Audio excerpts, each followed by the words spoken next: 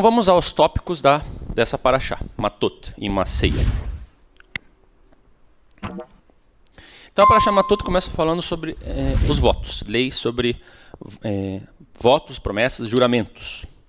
É interessante aqui que ela é muito simples e muito clara sobre a questão do voto do homem, né? Se o homem fizer algum voto, algum juramento, ele deve cumprir exatamente aquilo que ele falou, não tem plano B, não tem desculpa, tem que cumprir e acabou. Já no caso das mulheres, a situação é bem mais complexa. Envolve aí se ela é casada ou não, se ela está na casa dos pais ou não. E aí existe a possibilidade do voto dela ser anulado. No caso do homem, não tem a possibilidade do voto ser anulado de forma alguma. Em seguida, como eu falei no comentário, temos a guerra contra Midian. Né? O Eterno ordena que o povo de Israel se vingue dos midianitas devido ao assédio que eles sofreram lá com as mulheres, né, com Baal Peor. E aí existe uma necessidade do povo se purificar, né, dos soldados que foram à guerra e tiveram contato com mortos, porque eles mataram, né, os midianitas, então estiveram em contato com os cadáveres, então eles precisavam respeitar o tempo de purificação para entrar de novo no arraial, e também precisavam purificar todos os despojos. E aí eles também entregam voluntariamente para o tabernáculo os tesouros, né, os despojos da guerra, e fazem a divisão desse material. Os oficiais também dão a sua oferta. E aí mais para frente nós vamos ver naquele momento em que o povo está prestes a entrar na terra. Aliás, o livro de Números é o livro que efetivamente finaliza a saga do povo de Israel. Porque o livro de Deuteronômio ele é uma revisão, uma recapitulação da lei e de algumas histórias, mas não tem nada de novo, né, no livro de Deuteronômio. É um livro mais revisional, enquanto que a Números é o livro que tem a maior parte da saga do povo de Israel no deserto. E aí o último item que acontece é que as tribos de Ruben e Gad, e também a minha tribo de Manassés, eles pedem, né, para herdar já antecipadamente aquelas terras que estavam do outro lado do Jordão. Não do lado que eles iriam atravessar, do lado que eles já estavam, que era aquele lado lá próximo das planícies de Moabe. Lá eram terras boas para gado, né? E a tribo de Ruben tinha muito gado.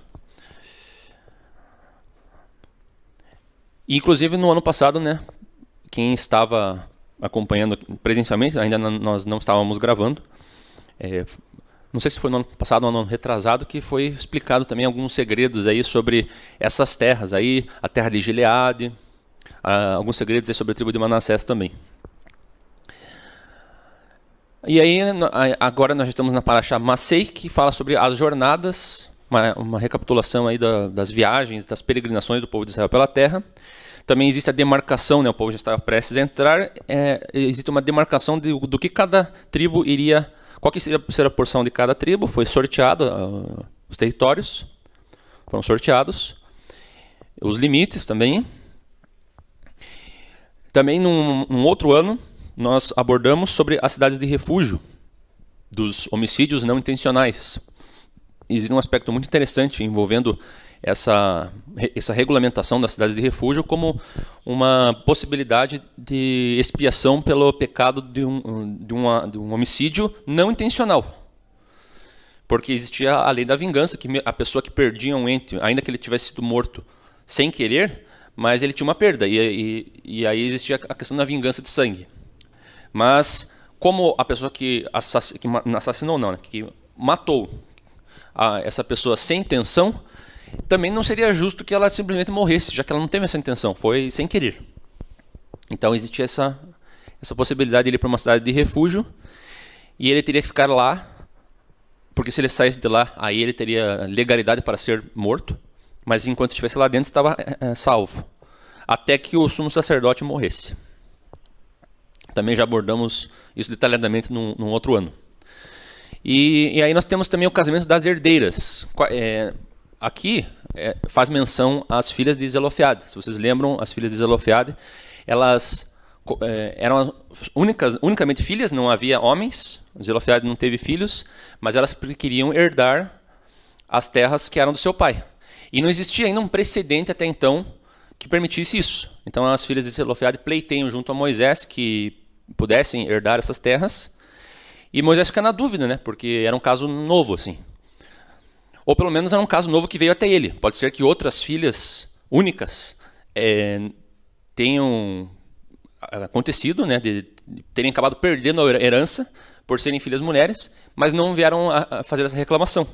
Mas aí no caso as filhas de Zelofehad, que eram várias, então elas vêm já com uma certa audácia, né? Chegam e peitam, assim, no bom sentido. Vão diante de Moisés e reclamam: olha, nós queremos nossas terras, nós achamos que é justo que esse direito seja concedido a nós. E aí Moisés fica na dúvida, e aí ele vai consultar nada menos do que o próprio Deus, né? A própria fonte da Torá e da legislação. É um privilégio que naquela época Moisés tivesse essa possibilidade, né? Hoje, se existe algum caso difícil, o que o juiz faz? Ele consulta primeiro a lei escrita, né? O direito positivado. Vai lá nas leis, na Constituição, nas leis ordinárias, nas leis complementares, no Código Civil, e verifica o que diz lá. Se não tem uma resposta ali, aí ele tem que ir para jurisprudência ou para doutrina. Então tem que fazer toda uma interpretação, é um processo complexo. E naquela época, aparentemente, para Moisés era mais fácil, porque era só ele consultar diretamente a Deus, e daí Deus já dava a resposta. E Deus deu a resposta, que sim, só que com uma condição, que as herdeiras se casassem com homens da tribo delas. Porque senão, essa herança que era daquela tribo poderia se perder caso as mulheres se casassem com homens de outras tribos. Daí uma terra que era da tribo, por exemplo, de Ruben, poderia se passar para a tribo de Gade ou para a tribo de Asher, por exemplo. Então aqui Deus concilia duas questões, o direito da tribo e o direito da mulher. Então você veja que existe um direito individual e um direito coletivo que é conciliado. E isso nos ensina a importância da necessidade pessoal, mas a necessidade pessoal ela não é soberana. Existe também a necessidade coletiva, né? E esse é interessante que lá na Parashá Pinchas, então acontece essa primeira situação dessa necessidade pessoal ser satisfeita, e aí agora nessa Parashá Masei nós temos também o cuidado com a necessidade coletiva, a necessidade da tribo. Aliás, existe também no Brasil o sistema bicameral, né, onde nós temos a Câmara e o Senado, né, a Câmara representando as necessidades do povo, já o Senado representando as necessidades dos estados. Apenas uma curiosidade aí para quem não sabia disso. Então, hoje o tópico principal que nós vamos abordar é sobre votos e juramentos. É um tema muito importante, porque é um tema muito prático, um tema muito do dia a dia. Nós estamos constantemente prometendo, fazendo promessas, juramentos, pelos mais diversos motivos, desde uma simples promessa, uma simples declaração, e até votos solenes que nós fazemos a Deus, né, principalmente das pessoas que têm...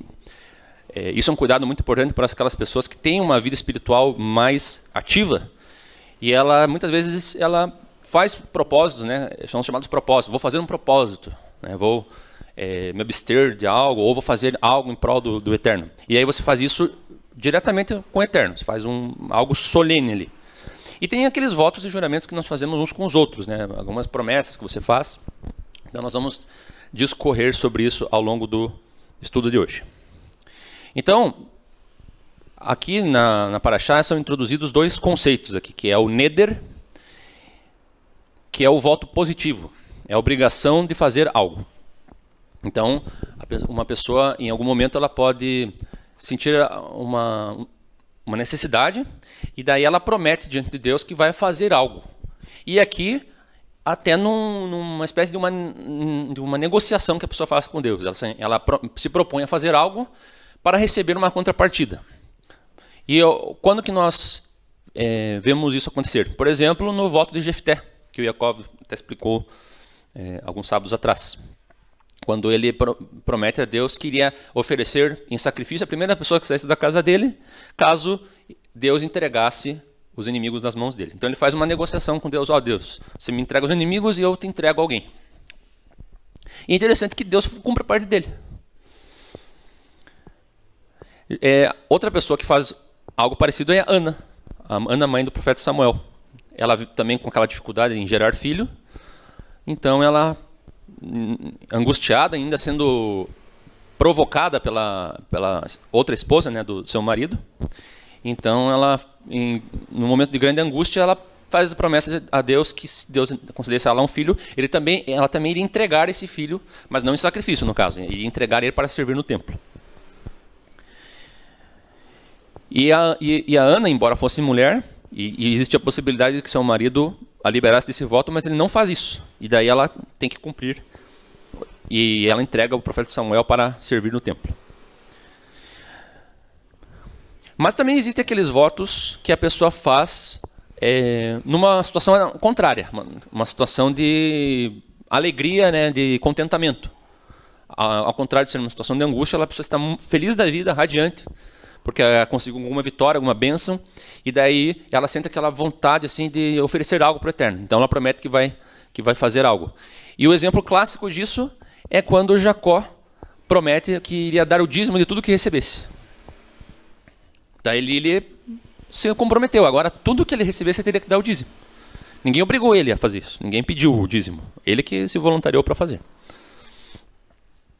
E aqui nós temos um outro tipo de voto, um outro juramento, que é o Issar, que ele é negativo. Ou seja, a abstenção de fazer algo lícito. Claro, tem que ser algo lícito, né? Porque você se abster de fazer algo ilícito não é um voto, é uma mitzvah. Mas se você se propor a se desfazer, a não fazer algo que seja lícito, aí sim é um voto. E o exemplo clássico que nós temos disso é o Nazir, que é aquela pessoa que promete que não vai, que faz um voto de nazireado, e assim ela não pode tomar vinho ou comer nada da uva, não pode cortar o cabelo. E também qualquer outra abstenção que você se propõe a fazer, por exemplo, não vou comer açúcar por um mês. Às vezes você tá com uma meta de emagrecimento, mas você vê que não tem aquela disciplina assim de conseguir parar de comer o açúcar. Então, de repente, você faz um voto, porque você pensa assim, se eu fizer o voto, se eu jurar, aí é mais sério.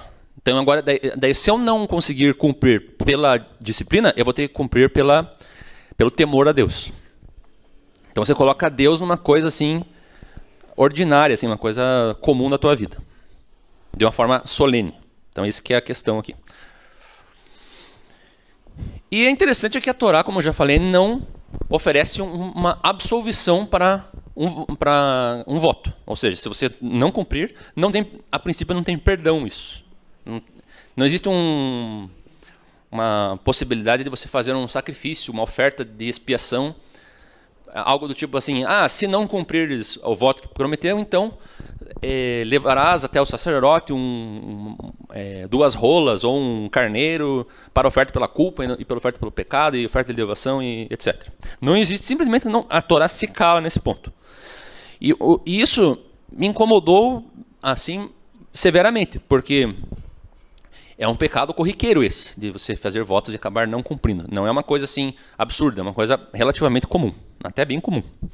E, no entanto, a Torá não oferece um processo de perdão para isso. Mas a halakha, sim, às vezes nós temos algumas explicações que a Torá não nos traz, mas que a lei oral vai nos trazer. Então, a halakha, que é a lei procedimental judaica, que ela debate ponto a ponto essas questões da Torá, e ela estabelece procedimentos diários. Então ela vai dizer que existe uma forma de você ser perdoado por um voto. E uma delas é a absolvição rabínica. É quando aí você vai ter que ir diante de 2 ou 3 rabinos, vai ter que explicar o voto que você fez e o porquê você não cumpriu. E aí então os rabinos vão em conjunto, né, pelo princípio das 2 testemunhas, Daí aquela questão, o que ligares na terra será ligado nos céus. Então eles trazem um decreto ali de perdão, e aí você é perdoado. E um outro momento em que você pode receber o perdão por isso é no Kol Nidrei, no Yom Kippur. É interessante que essa oração Kol Nidrei, que é a oração que começa o Yom Kippur. Yom Kippur é aquele dia, é o dia das expiações, né, que o pecado de todo o povo era perdoado. E é interessante que o primeiro ato cerimonial do Yom Kippur já é o perdão dos votos e juramentos. Então ele já começa assim, Kol Nidrei ve Esarei, né? Nidrei vem de Neder e Esarei vem de Issar. Então justamente são esses dois tipos de votos, os votos de obrigação de fazer e os votos de não fazer. Então esses votos são anulados nesse momento. E realmente, no Yom Kippur é o dia que você é zerado, né? Os teus pecados são zerados, você sai do Yom Kippur uma nova alma, com tudo limpo. É impressionante como Deus ele proporciona para a humanidade uma experiência como essa.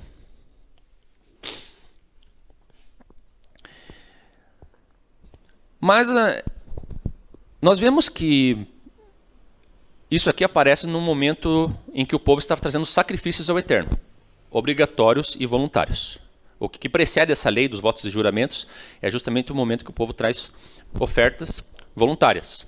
Então, de certa forma, o Eterno já está se preocupando para que quando as pessoas forem se voluntariar a trazer algo a Deus, que elas cumpram. Porque algo que é voluntário e que você promete, Deus não te cobrou isso. Então, se você promete, tem que cumprir.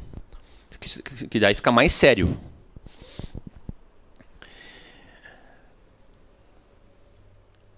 E vamos contextualizar melhor então essa situação. O povo de Israel então está entrando na terra. E eles vão estabelecer uma sociedade da Torá. Então agora vamos entender Torá. Nós muitas vezes falamos Torá no sentido de ensino, né, de instrução, e não tanto, né, às vezes nós não focamos tanto no sentido legislativo, né, no sentido de regulamentação, lei, faça isso ou não faça aquilo.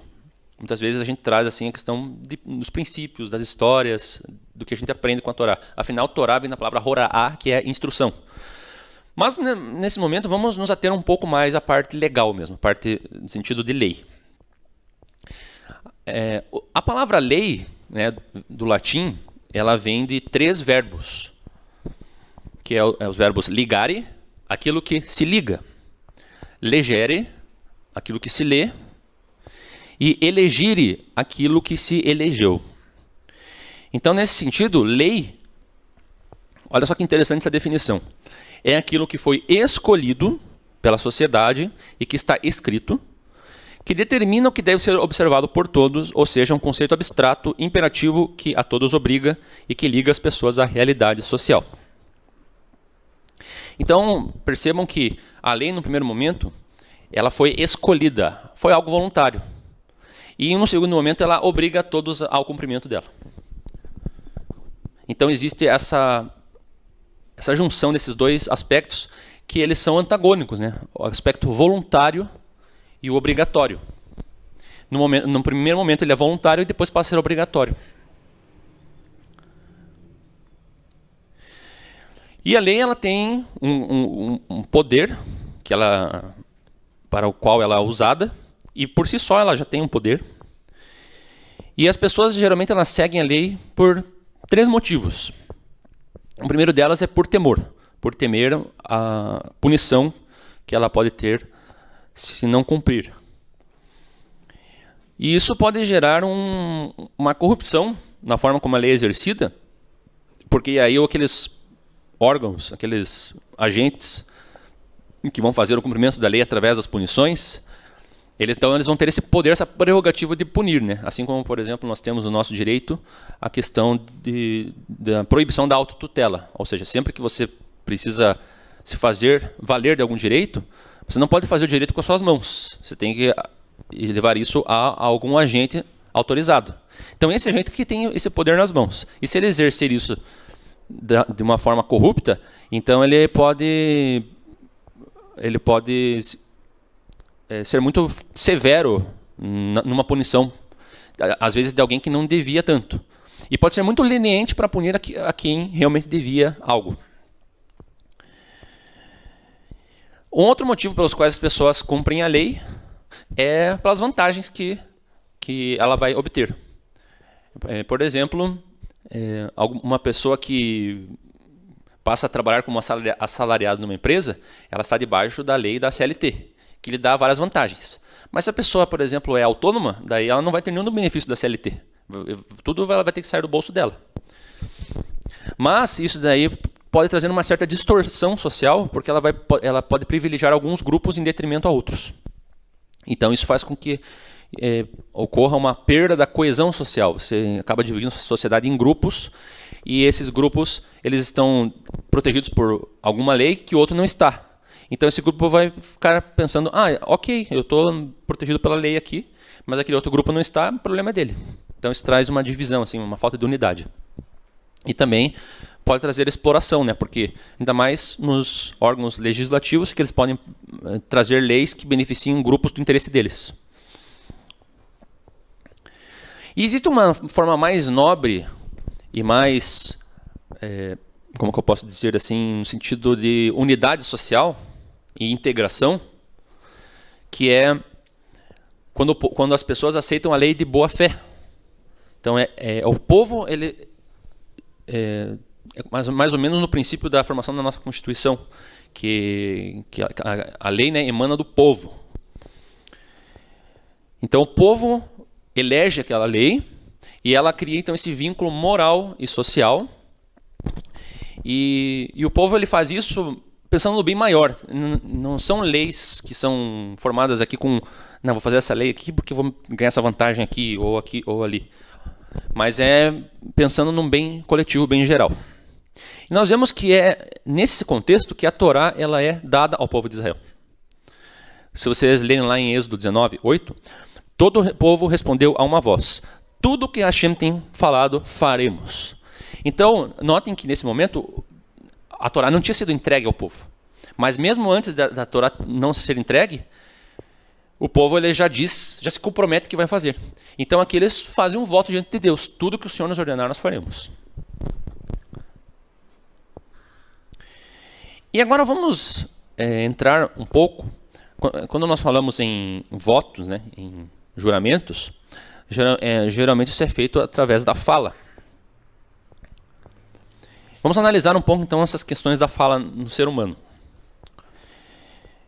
Como nós já bem sabemos, né, a fala é uma característica única do ser humano e ela tem basicamente duas funções.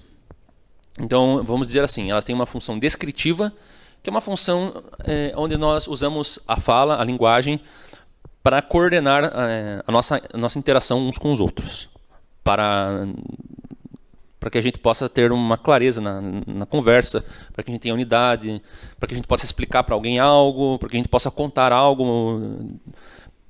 É um sentido mais de observação dos fatos e da realidade. Então, nesse caso, a linguagem não é usada para construir, é apenas para fazer uma análise, uma observação do que está acontecendo. Mas nós temos uma outra característica da fala, que é uma função criativa, que é quando, através da fala, nós estabelecemos compromissos. Nós fazemos projetos com a fala. E a gente estabelece coisas que passam a existir por causa que a gente falou aquilo. Um exemplo bem simples. Vamos dizer que eu marco com o Gustavo para a gente vir amanhã aqui na Sarel para orar. Se eu não tivesse falado isso, não iria acontecer esse momento de eu vir aqui orar com o Gustavo.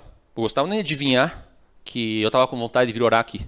E a gente ia, por osmose, por telecinese, iríamos sabermos que tínhamos que estar aqui. Eu precisei falar a ele, e aí nós projetamos e construímos aquele momento de estarmos aqui juntos. Então, nesse sentido, isso acontece a todo tempo conosco. E aqui é interessante que um comentário de Nietzsche. Ele diz assim, criar um animal com a prerrogativa de prometer não é exatamente essa a tarefa paradoxal que a natureza se impôs em relação à humanidade? Não é o verdadeiro problema da humanidade? Para ter esse grau de controle sobre o futuro, o homem deve primeiro aprender a distinguir entre o que acontece por acidente e o que é planejado. E antes que ele mesmo possa fazer isso, o próprio homem terá realmente que se tornar confiável, regular, necessário, até mesmo em sua própria imagem, para que ele, como alguém que faz uma promessa, seja responsável por seu próprio futuro. Então, quando nós fazemos promessas, quando nós estabelecemos algo para fazer, essas coisas acontecem e elas requerem de nós credibilidade, né? Confiança. Quando eu falo para o Gustavo algo, ele só vai respeitar o que eu for falar se eu tiver um histórico de que as coisas que eu falo eu cumpro. Senão ele não vai nem levar a sério alguma coisa que eu fale. Então as promessas elas geram compromissos, geram uma união entre as pessoas que vão fazer algo, e isso gera laços. Quando as empresas fazem projetos, geralmente elas formam equipes, desenvolvem uma atividade e isso gera uma conexão que antes não havia. Isso vale numa empresa, isso vale numa família, vale muito mais, por exemplo, numa congregação. E vamos analisar um pouco esses laços, então. Nós temos vários níveis, né, de compromissos que podemos estabelecer. Quando nós fazemos uma simples promessa, nós estabelecemos um vínculo, uma obrigação pessoal com relação a alguém ou a algo, ou consigo mesmo. Por exemplo, eu vou fazer uma promessa de que vou emagrecer e não vou comer açúcar. Então eu estou fazendo um compromisso comigo mesmo. Mas eu posso também prometer para alguém que prometo para você que vou te dar esse presente aqui. E eu já fiz muito disso, de prometer que ia dar algum presente, principalmente para minha esposa.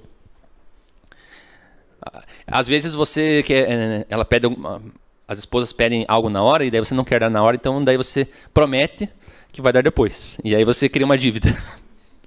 Em algum momento você vai ter que pagar. E o segundo nível de laço é o casamento. Porque daí o casamento já não é uma única promessa, mas ela é um conjunto de promessas e que elas ficam vigentes enquanto o casamento durar.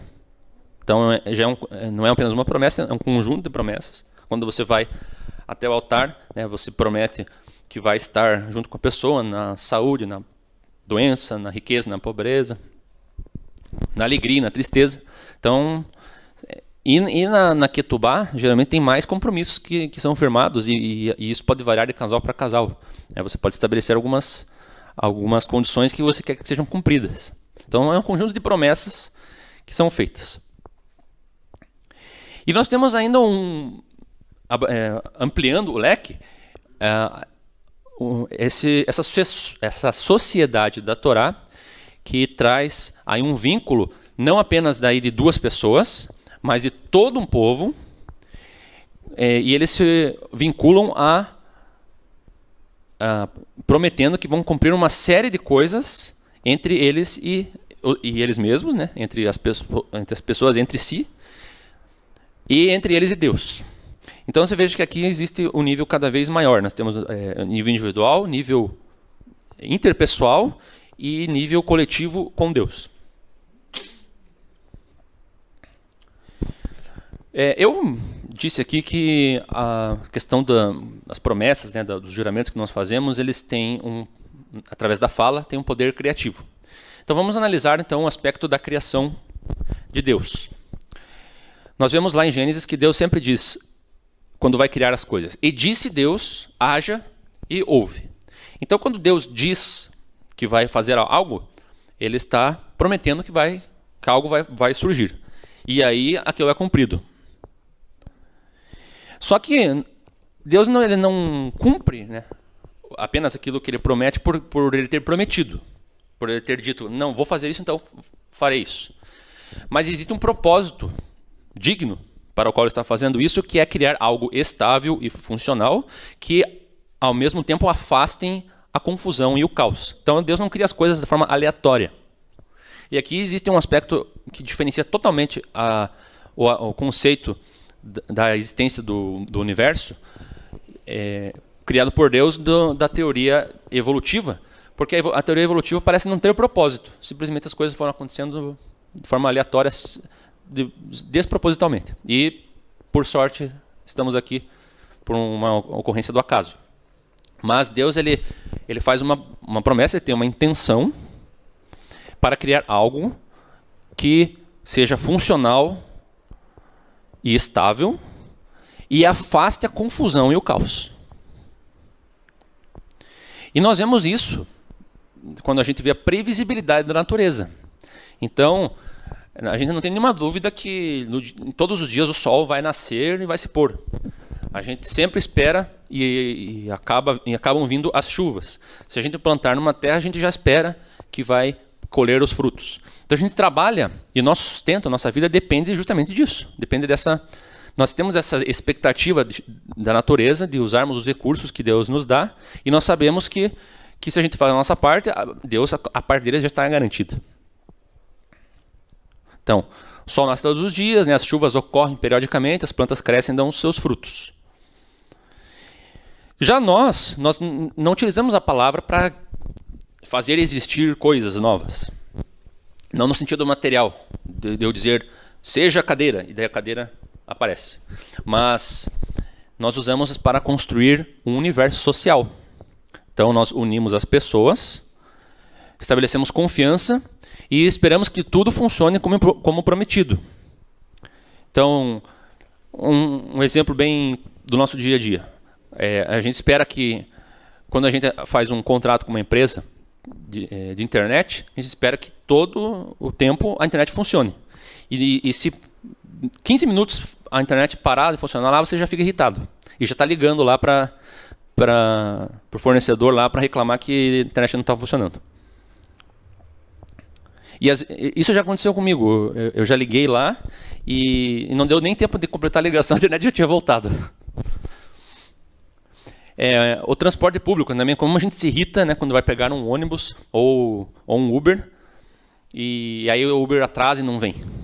Você depende daquilo. Você precisa se locomover, precisa que o transporte esteja ali naquele horário, conforme prometido. E quando você compra qualquer objeto, lá, um celular, uma TV, você quer ligar ela e quer que ela funcione. Se ela não funcionar, você já se irrita, né, e tem que tomar cuidado para não pecar, né, pela ira. Já imaginou também se a prefeitura não cumprisse a coleta do lixo e ficasse o lixo todo pela rua? Algumas cidades, infelizmente, não cumprem muito bem, né? São cidades meio porquinhas. Graças a Deus que em Curitiba é uma cidade relativamente limpa.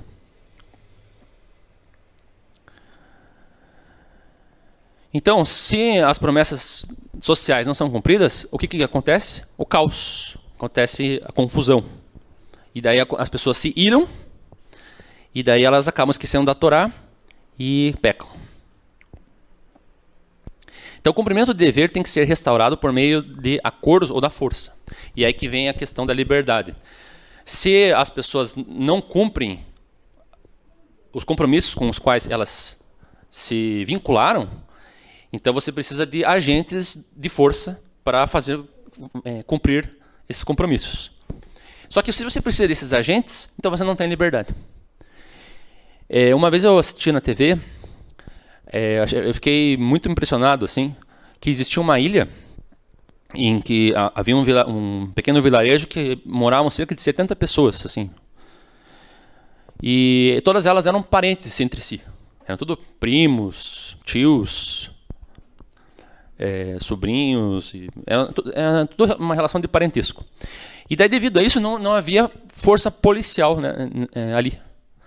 E as pessoas, elas viviam com as casas abertas e você podia entrar na casa de alguém, de qualquer que fosse, e as pessoas confiavam plenamente umas nas outras, porque não havia assim sentido para elas prejudicarem pessoas que eram da sua própria família. Então as pessoas tinham esse senso, até um senso de pureza que estava dentro do coração delas, do qual elas não precisavam de polícia. E isso não é senão uma vida coletiva em liberdade. Lá na cidade onde minha falecida avó morava, Prudentópolis, há alguns anos atrás, eu lembro que eu saí de carro com a minha tia E aí ela estacionava o carro e deixava a porta aberta e a janela aberta. Daí eu falei, ô tia, você não vai trancar aqui a porta, a janela? Não, aqui todo mundo é conhecido. Então eu ficava surpreso, né, com algumas coisas, que aqui jamais você pode sair em algum lugar e deixar algo aberto.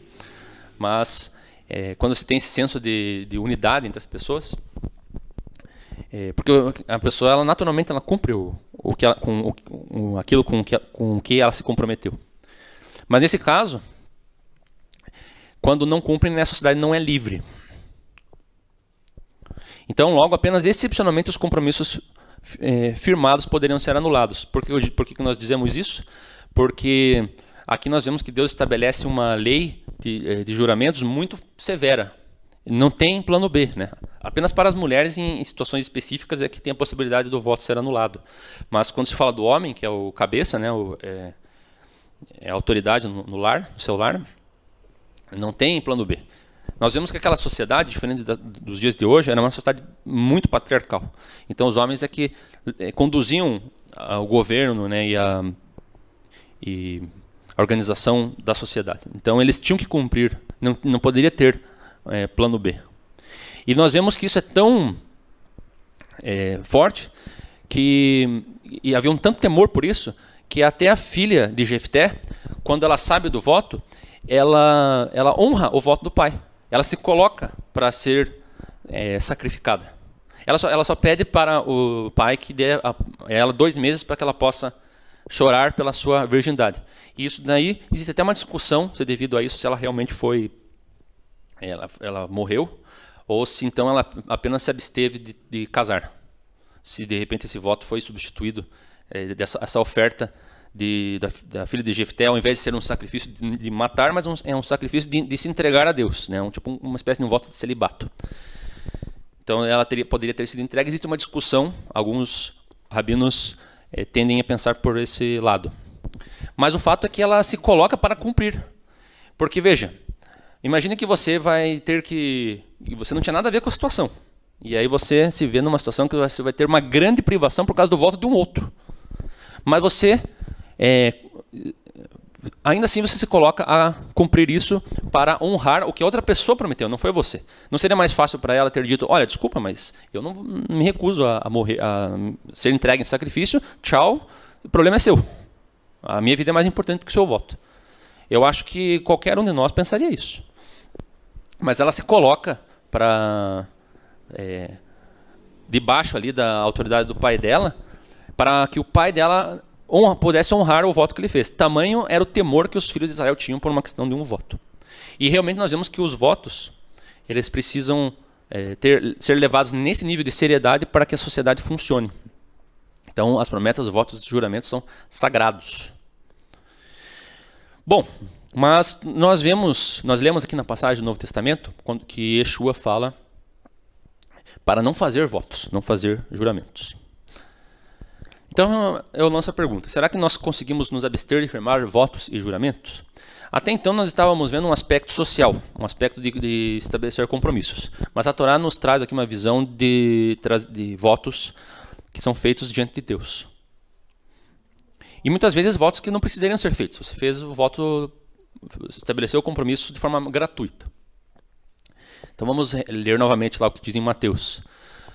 Outro sim, ouviste que foi dito aos antigos, não perjurarás, mas cumprirás os teus juramentos ao Senhor. Eu, porém, vos digo que de maneira nenhuma jureis, nem pelo céu, porque ele é o trono de Deus, nem pela terra, porque ele é os cabelos de seus pés, nem por Jerusalém, porque é a cidade do grande rei.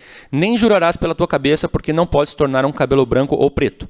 Seja, porém, o vosso falar, sim, sim, não, não, porque o que passa disso é de procedência maligna.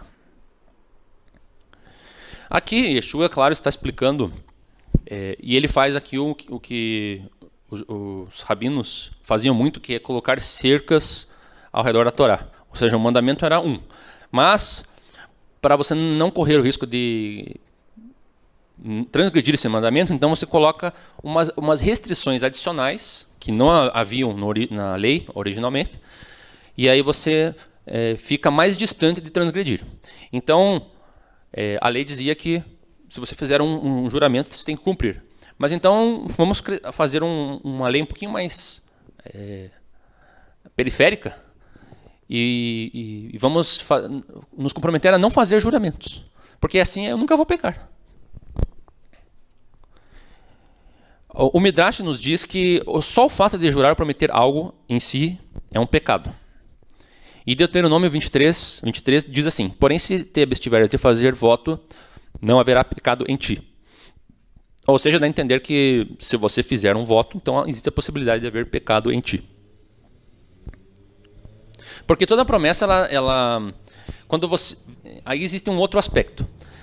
Ao mesmo tempo que nós somos chamados a criar, né, uma sociedade coesa, nos mesmos moldes que Deus criou os céus e a terra, mas nós temos uma limitação. Nós não temos o mesmo nível de controle que Deus tem. Então, se eu digo que vou fazer algo, o fato é que eu não tenho garantia de que eu vou conseguir cumprir isso. Desde eu prometer para o Gustavo, por exemplo, que vou estar aqui para orar amanhã. Mas pode ser que eu não consiga estar aqui. Pode acontecer milhões de coisas. Eu posso sofrer um acidente, posso ser impedido por alguma outra circunstância, preciso ir em outro lugar de forma urgente, ali, caso de vida ou morte. E o fato é que talvez eu não esteja. E aí eu não vou cumprir o que eu falei. Então é melhor eu não prometer para o Gustavo que eu vou estar aqui. É melhor dizer assim: olha, Gustavo, se tudo der certo, né, eu pretendo estar aqui. Então, não prometo, mas vou tentar fazer o melhor que eu puder para estar aqui. Então, nessa forma que você deve buscar fazer os teus compromissos. Você também não pode ficar sem se comprometer. Você não pode ficar na abstenção total, assim, não vou me comprometer a nada. Você já imaginou, por exemplo, um político, um candidato a prefeito ou a presidente, que não vai prometer nada? Ele vai chegar lá no palanque lá para fazer a sua fala, né, de campanha. Não vou nem dizer promessa de campanha, né, vai nesse caso só seu discurso.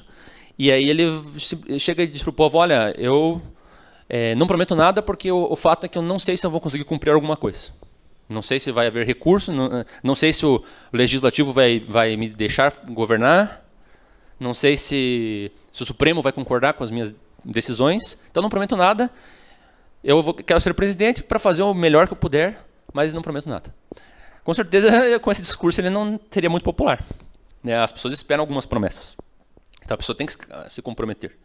Mas ela tem que se comprometer com sabedoria também, porque cada promessa gera uma dívida. Inclusive, segundo a Kabbalah,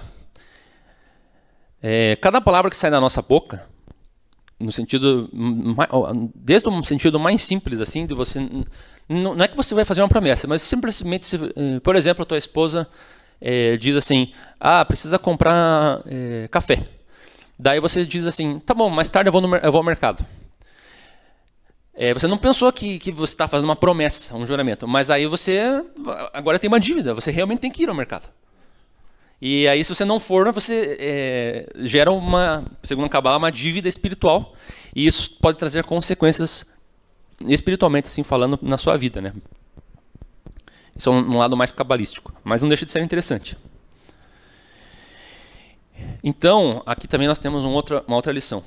Assim como nós temos a gente sempre tem que lembrar do relacionamento vertical e o relacionamento horizontal. O relacionamento homem-Deus e homem-homem. Nós vemos que Deus ele estabelece para o homem assim: tome muito cuidado se você for prometer algo para mim. Porque eu vou cobrar de forma... Eu não vou tardar em cobrar as promessas que você faz a mim. Mas aí, se o homem tiver um alto nível de temor pelo que ele promete para Deus, então ele terá uma tendência maior de prometer de cumprir o que ele promete aos homens.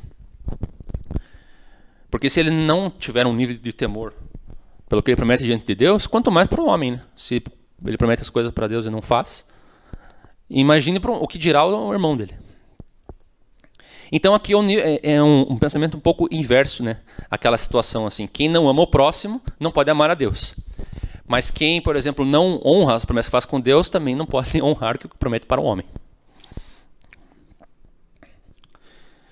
E para finalizar, vamos explorar um pouco Nós falamos aqui muito sobre essa construção social através dos compromissos, das promessas, dos votos e juramentos.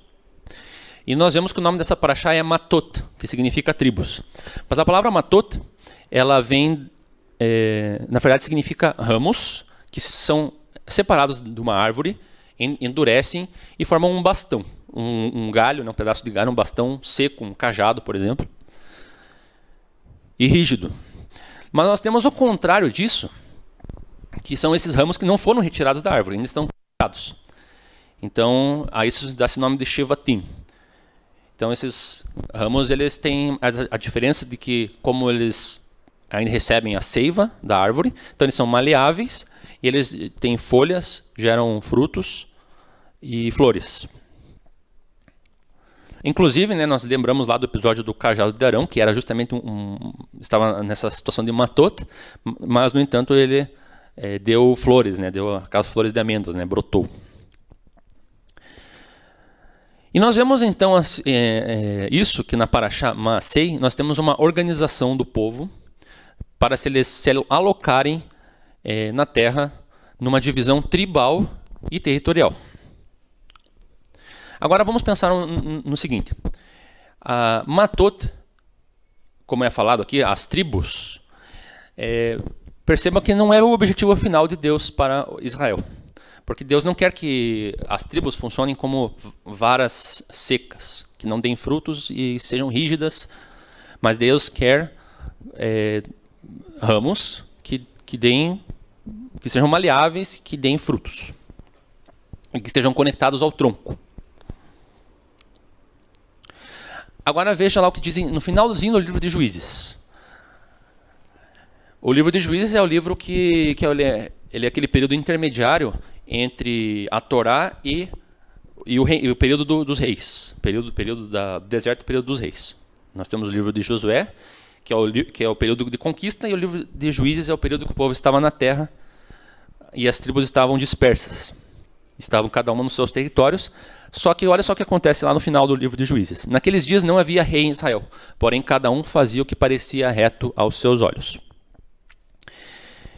Então o povo não estava coeso dentro do mesmo compromisso. Cada um estabeleceu para si um padrão de vida.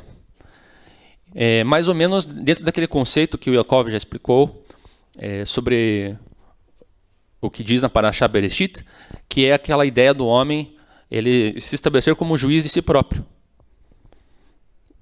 e não submisso a um outro juiz maior, que no caso é o próprio Deus.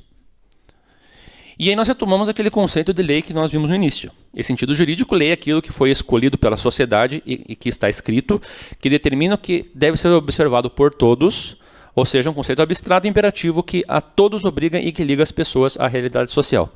Então, se cada um fazia o que era reto aos seus olhos, as pessoas não estavam ligadas. As pessoas não estavam ligadas entre si e também não estavam ligadas a esse tronco, da onde emanava essa seiva. E vemos que a seiva da sociedade é nada mais nada menos do que a Torá, e o tronco é o rei, como diz lá em Isaías 11, verso 1. Porque brotará um rebento do tronco de Jessé e das suas raízes um renovo frutificará. É uma das promessas messiânicas, uma promessa do reinado, lá do tronco de Jessé, da linhagem de Davi, no qual haveria esse renovo que seria rei, e que uniria os povos, uniria Israel, as tribos, e também todas as nações. E aí todos vão estar ligados a esse mesmo tronco. Isso nos faz lembrar da parábola, né, que Paulo conta, né, das oliveiras, da oliveira brava, na oliveira verdadeira, dos ramos que são enxertados, dos ramos que são cortados. Ou seja, no final, tudo converge para essa mesma ideia de estarmos conectados ao mesmo tronco e termos um compromisso com isso. Então, algumas conclusões para finalizar. Nós vemos aqui que o povo de Israel precisa entender a seriedade dos compromissos firmados com Deus. E naquele momento isso estava sendo alertado para Israel, mas vale para todos nós, né, como princípio. Nós precisamos entender a seriedade dos compromissos com que a gente estabelece. Só que a gente se estabelece nesses compromissos, nós precisamos fazer isso de forma voluntária. Nós precisamos ter esse desejo de nos comprometer com Deus Mas nós também temos que, como eu falei antes, é voluntário no primeiro momento, mas acaba se tornando vinculativo, obrigatório. Não, embora Deus nos dê o livre-arbítrio, isso não significa que você pode, por ter que ser voluntário, a qualquer momento ir e voltar, né? Não, agora eu não quero mais, porque eu sou livre. Ah, mas agora eu quero de volta. E aí você fica nesse vai e vem. O povo de Israel está se preparando para instaurar uma sociedade da Torá na terra, onde o ideal é a liberdade. Então Deus ele quer estabelecer uma liberdade social. Só que essa liberdade social, ela não é uma libertinagem social.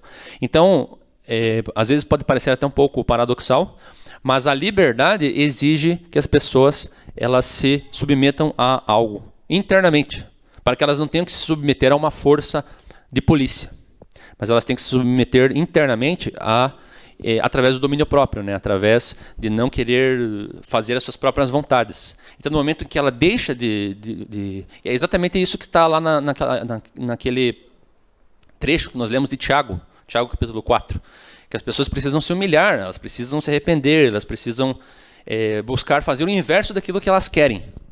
E é só assim que a sociedade vive em liberdade, sem que ter uma força de polícia, uma força opressora. E no caso, Deus usou essas forças opressoras muitas vezes através dos inimigos de Israel.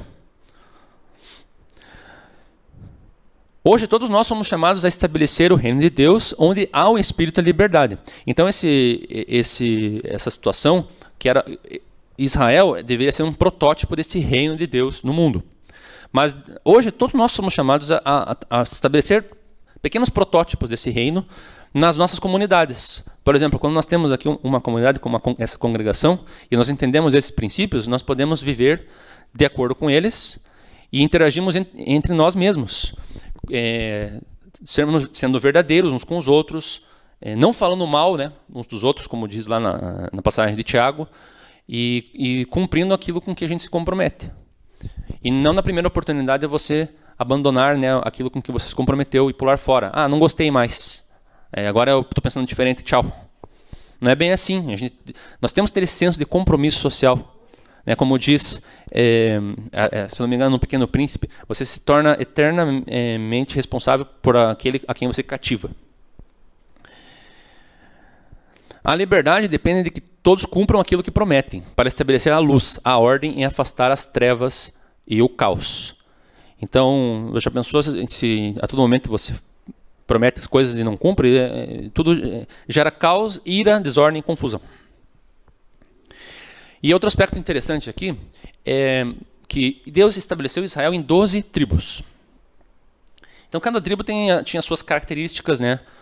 As suas pessoas, o seu estandarte, o seu cabeça, o seu líder e o seu território, a sua herança. E isso mostra que Deus ele estabeleceu Israel como um povo diverso, um povo com diferenças, a ponto de cada tribo ter a sua, ou seja, não era um reino único, com todos sendo uma tribo só, mas cada tribo tinha a sua autonomia. Seria semelhante assim ao conceito que nós temos do Brasil hoje com um estado. É como se fosse uma espécie de uma confederação, com vários estados, e cada estado tem algumas características, uma formação específica. Os estados, por exemplo, no Nordeste são completamente diferentes dos estados do Sul, que são diferentes dos estados do Norte. Então é uma multidão de povos com várias características diferentes, mas tem um ponto que os une. Que no nosso caso é a Constituição, mas no caso de Israel é a Constituição divina, que é a Torá. E Deus ele preza pela diversidade, ele criou as pessoas diferentes. E mesmo hoje, não existindo essas tribos definidas, mas nós temos outros tipos de tribos, né, na atualidade do povo judeu. Porque nós temos os judeus Ashkenazim, os Sefaradim, nós temos os Falasha, nós temos os Iemenitas, nós temos os judeus árabes e outras tribos. E eles são bem diferentes, né, entre si. E dentro de todas as comunidades ainda você tem os ortodoxos, né, os conservadores e os reformistas. E os messiânicos. Os crentes em Yeshua.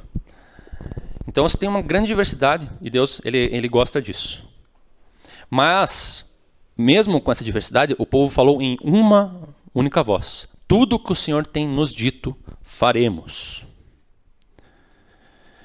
E existe também uma curiosidade, né, segundo a tradição, no final dos tempos, o profeta Elias e o Mashiach, quando eles voltarem, quando eles vierem ao mundo, eles vão revelar todas as tribos, quem é de cada tribo. Então a importância, né, dessas tribos, por isso que Deus faz questão de separar ali os territórios, se preocupa com a questão da herança, a ponto de que a herança não seja perdida através de um casamento errado. Então cada tribo se manterá renovada e conectada ao mesmo tronco e à mesma seiva, ou seja, submissas à mesma Torá e ao mesmo rei. E nós também, como uma comunidade, temos que estar conectados a isso.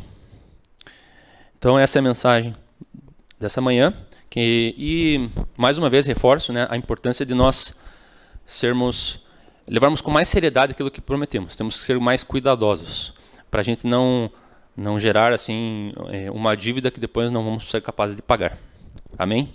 Então é isso, um Shabbat Shalom e uma ótima semana.